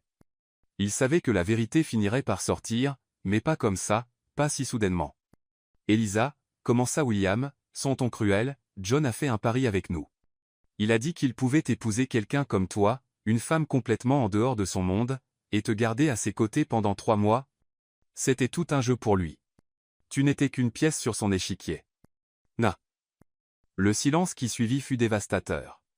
Elisa regarda John, attendant qu'il le nie, qu'il dise que William mentait, mais il ne dit rien. John? Demanda-t-elle, sa voix se brisant. Elisa, je. John essaya de parler, mais les mots moururent dans sa gorge. Elle recula, sentant comme si le sol sous elle avait disparu. Alors tout ça était un mensonge? Chaque mot, chaque geste? Ce n'est pas si simple, dit-il désespérément. Elisa rit amèrement, mais il n'y avait aucune joie dans son rire. Pas simple? Tu as joué avec ma vie, John? Tu m'as utilisé pour un pari stupide. Elisa, s'il te plaît écoute-moi, dit-il, s'approchant. Non, cria-t-elle, reculante. Je ne veux rien entendre d'autre. Tu es exactement l'homme que je pensais que tu étais quand je t'ai rencontré, froid, égoïste, et incapable de se soucier de quiconque sauf de toi-même. William, satisfait du chaos qu'il avait causé, afficha un sourire condescendant. Eh bien, je pense que mon travail ici est fait. Bonne soirée. Il partit, laissant Elisa et John seuls. Elisa prit une profonde inspiration, essayant de rester calme. Je ne peux pas rester ici, John. Pas après ça. M'en aille. Elisa, s'il te plaît, plaida-t-il. Je sais que j'ai eu tort, mais ce n'était pas juste ça. Je tiens vraiment à toi. Tiens. Elle le regarda, les larmes coulant sur son visage. Si tu tenais à moi, tu n'aurais jamais fait ça. Gne. Sans attendre une réponse, Elisa monta à l'étage et commença à faire ses valises. John resta dans la pièce, se sentant totalement vaincu. Pour la première fois de sa vie, il réalisait qu'il avait perdu quelque chose que l'argent ne pouvait pas acheter. Elisa quitta le manoir cette nuit-là, refusant l'offre de John de la conduire. Elle ne savait pas où elle allait, mais elle savait qu'elle devait partir. La douleur de sa trahison était trop profonde pour l'ignorer. Tandis que la voiture de covoiturage l'emmenait, Elisa fixait les lumières de la ville, essayant de trouver un chemin vers elle-même. John, pendant ce temps, resta seul dans son bureau, fixant le vide. Il savait qu'il avait commis la plus grande erreur de sa vie, et maintenant tout ce qu'il pouvait faire était d'affronter les conséquences. Elisa passa les semaines suivantes loin du manoir Montero, séjournant dans une pension modeste en périphérie de la ville. Elle utilisa une partie de l'argent que John lui avait donné pour louer une petite chambre et commença à chercher du travail. Le vide laissé par sa trahison était dur à ignorer, mais Elisa savait qu'elle devait avancer. John, de son côté, ressentait le poids de son absence. Le manoir, autrefois plein de vie pendant les mois où Elisa y avait été, semblait maintenant froid et sans vie. Il passait ses nuits reclus dans son bureau, fixant le dossier et le contrat qui avait tout commencé. Un après-midi, Marcos, l'assistant de John, entra dans le bureau tenant un papier. « Monsieur Montero, dit-il hésitant, j'ai réussi à localiser Madame Elisa. » Nantio. John leva les yeux, surpris. Il avait demandé à Marcos de découvrir où elle était mais n'était pas sûr qu'elle le laisserait jamais l'approcher à nouveau. « Est-ce qu'elle va bien ?» demanda-t-il, sa voix plus douce qu'il ne l'avait prévu. « Elle travaille comme serveuse dans un café au centre-ville, » répondit Marcos. John resta silencieux un moment, traitant l'information. Il savait qu'il devait la voir mais savait aussi qu'il ne pouvait pas simplement apparaître sans quelque chose de significatif à dire. « Prépare la voiture, dit-il enfin. Elisa était en train d'essuyer une table dans le petit café où elle avait commencé à travailler quand elle entendit la clochette au-dessus de la porte sonner. Elle n'y prêta pas beaucoup d'attention, habituée aux allées et venues des clients, jusqu'à ce qu'elle entende une voix familière. « Elisa. » Elle se tourna et vit John debout là, vêtu d'un costume impeccable mais avec un regard hésitant qu'elle n'avait jamais vu auparavant. « John, dit-elle, surprise et méfiante. Que fais-tu ici ? » Il fit un pas en avant mais garda une distance respectueuse. « J'avais besoin de te parler. »« Oh ? Il n'y a rien à dire entre nous, » répondit-elle, se retournant vers la table qu'elle nettoyait. « S'il te plaît, accorde-moi juste 5 minutes, dit-il, presque suppliant. Elisa s'arrêta et le regarda. Il y avait quelque chose de différent dans sa posture, plus humble. Contre son meilleur jugement, elle hocha la tête. « 5 minutes, dit-elle, indiquant une table vide. John s'assit tandis qu'Elisa restait debout, les bras croisés. « Je sais que je suis la dernière personne que tu veux voir, » commença-t-il doucement, « et je sais que ce que j'ai fait est impardonnable. »« Gne. Alors pourquoi es-tu ici ?» demanda-t-elle fermement. « Parce que j'ai réalisé que tu mérites tellement plus que ce que je t'ai donné, » dit-il. « Et je veux arranger les choses, si tu me le permets. » Elisa laissa échapper un rire amer. « Arranger les choses ?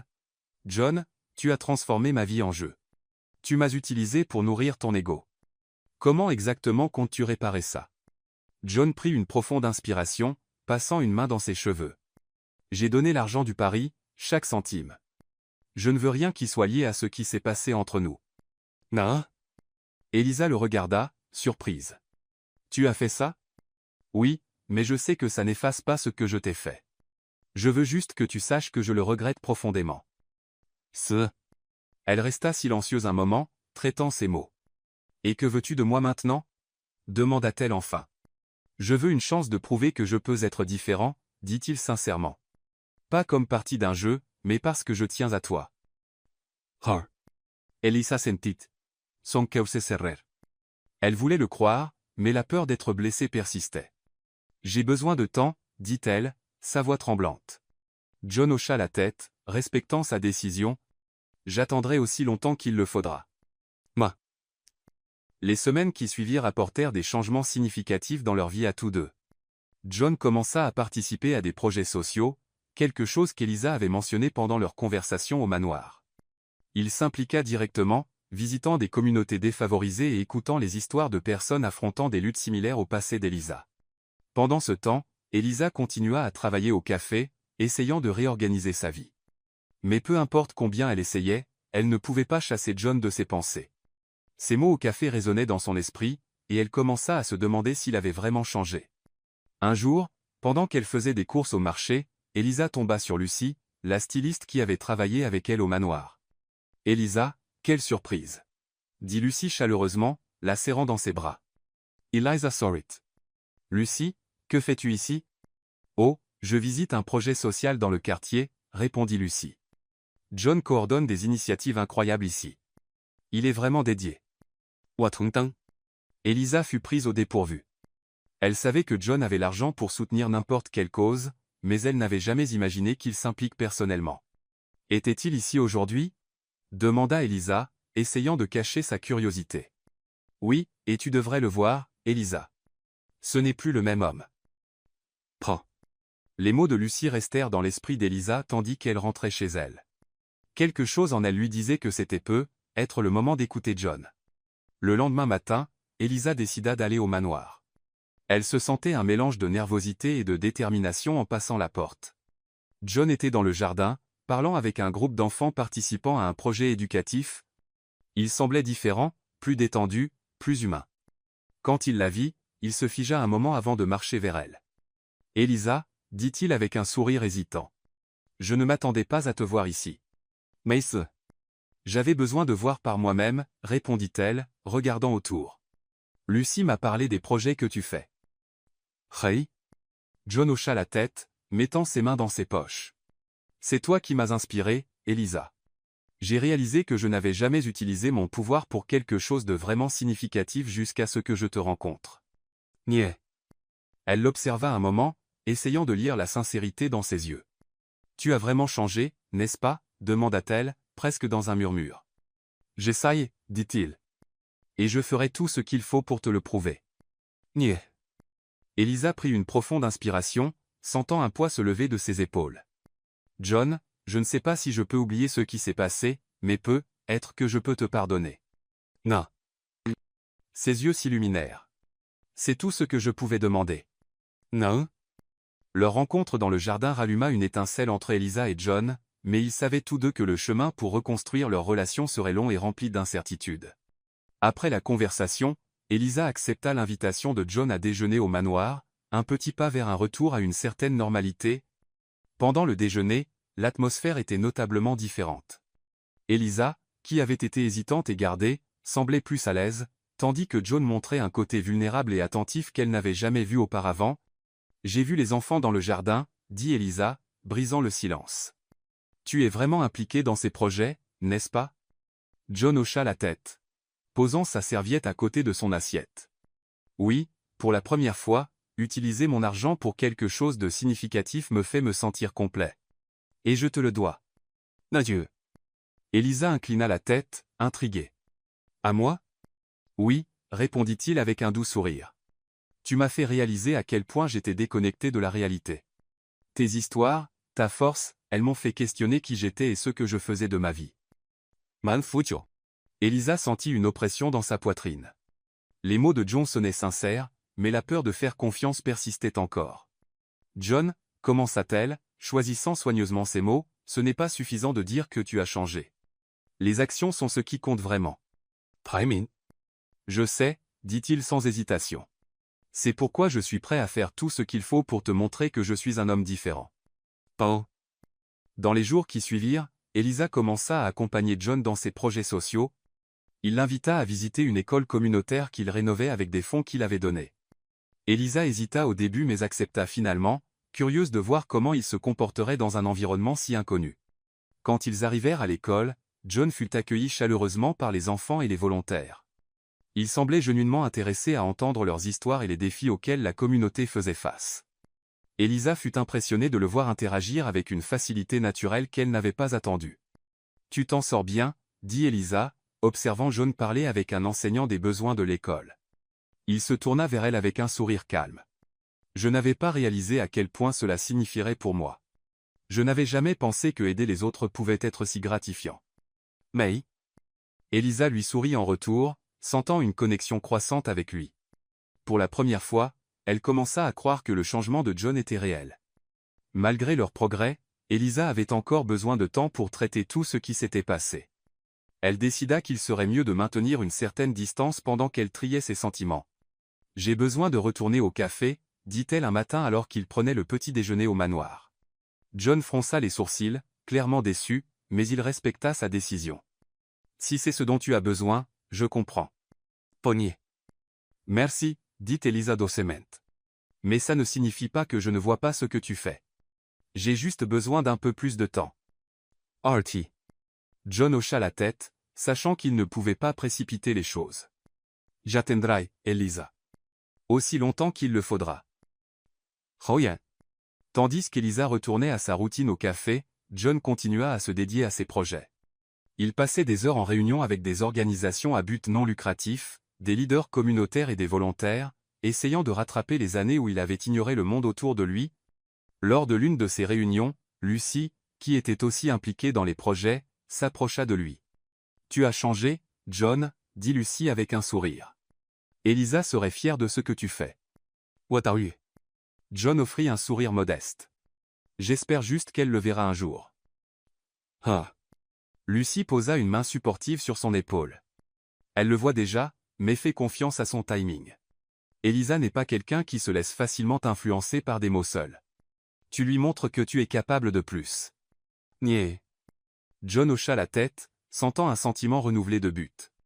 Un après-midi, alors qu'Elisa servait des clients au café, un groupe d'enfants entra en courant, suivi de John.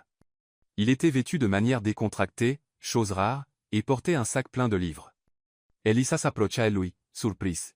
« John, que fais-tu ici ? » « J'avais promis d'apporter des livres pour les enfants, et ils ont insisté pour venir avec moi, » dit-il, indiquant les enfants qui feuilletaient déjà les livres. Elisa rit, secouant la tête.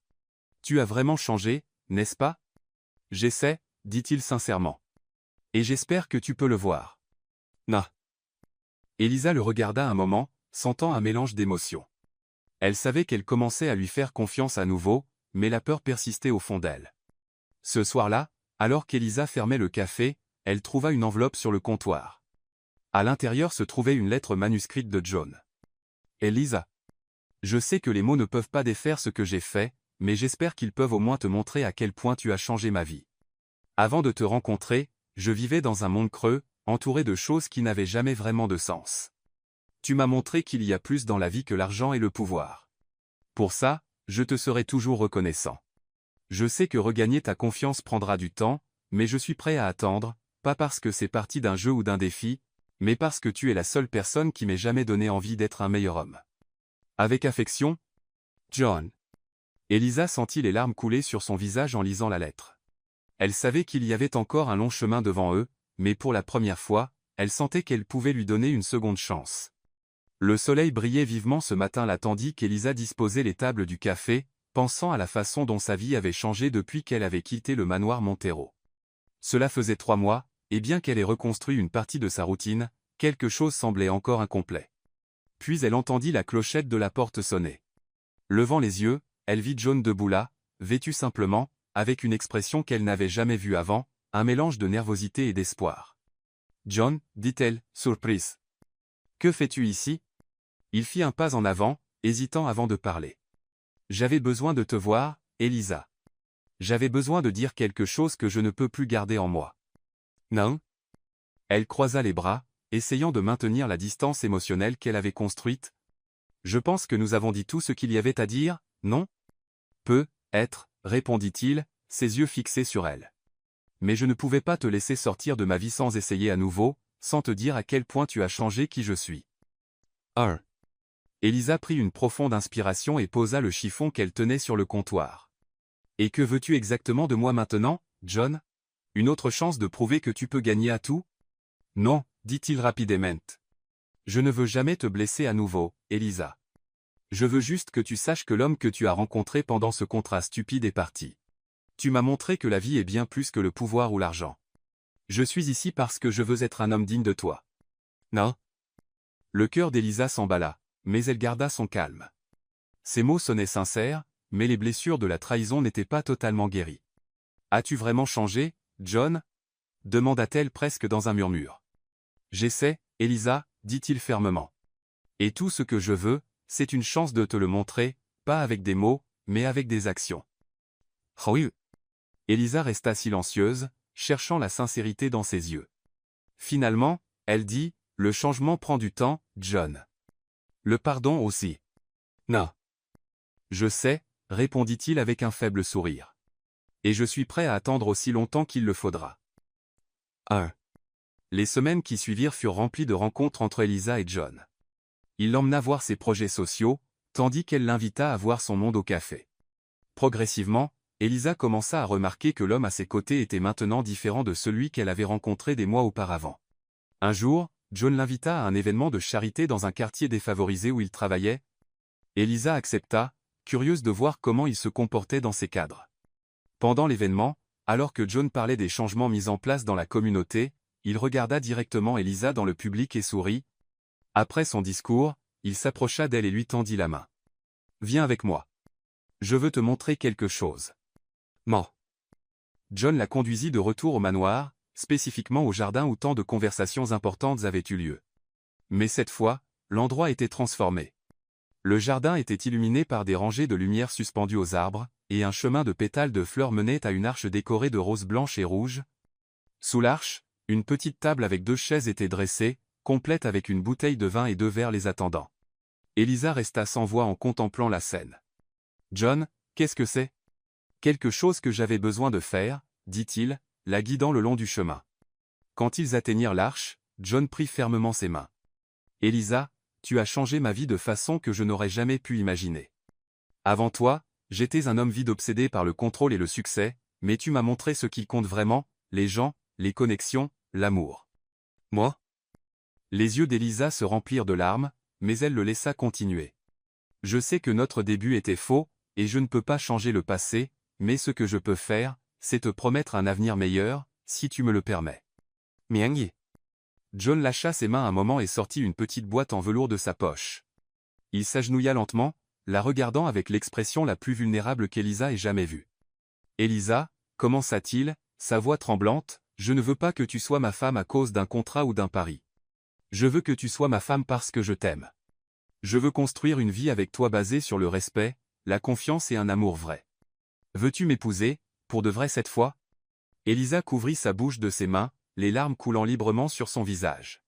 Son cœur était déchiré entre la douleur du passé et l'espoir pour l'avenir, mais en regardant John, elle vit la sincérité, le regret et l'amour.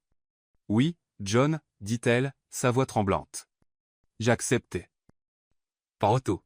Le visage de John s'illumina d'un sourire radieux tandis qu'il glissait la bague à son doigt. Il se leva, l'attirant dans une étreinte serrée, et ils restèrent là sous les lumières et l'arche florale, comme si le monde autour d'eux avait disparu. La cérémonie eut lieu 2 mois plus tard dans le même jardin. Cette fois, le cadre était encore plus époustouflant, orné de fleurs fraîches et de bougies créant une atmosphère magique. Elisa portait une robe blanche avec des broderies délicates, ses cheveux coiffés en un chignon élégant avec de petites fleurs blanches entrelacées. John, dans un costume noir classique, se tenait à l'autel, ses yeux brillants d'émotion tandis qu'Elisa descendait l'allée. Chaque pas portait la promesse d'un nouveau début. Les invités, amis, volontaires et personnes devenues significatives dans leur vie à tous deux, regardaient en silence, émus par l'union qui se réalisait enfin de manière authentique. Pendant les vœux, John tenait les mains d'Elisa et dit, « Elisa, tu es la meilleure chose qui me soit jamais arrivée. Je promets de t'aimer, de te respecter et d'être à tes côtés à chaque moment, bon ou mauvais. Merci de m'avoir donné la chance de devenir un meilleur homme. » Nan. Les yeux embués de larmes, Elisa répondit, « John, tu m'as montré que les gens peuvent changer et que l'amour vrai requiert du courage. Je promets de marcher à tes côtés toujours tandis que nous construisons notre vie ensemble. » Quand l'officiant les déclara mari et femme, ils s'embrassèrent tandis que la foule éclata en applaudissements chaleureux et que des pétales étaient lancés dans l'air. La réception fut remplie de musique, de rires et de danse. John et Eliza, main dans la main, chérissaient chaque moment, sachant qu'ils avaient surmonté le passé et étaient prêts à construire un avenir ensemble.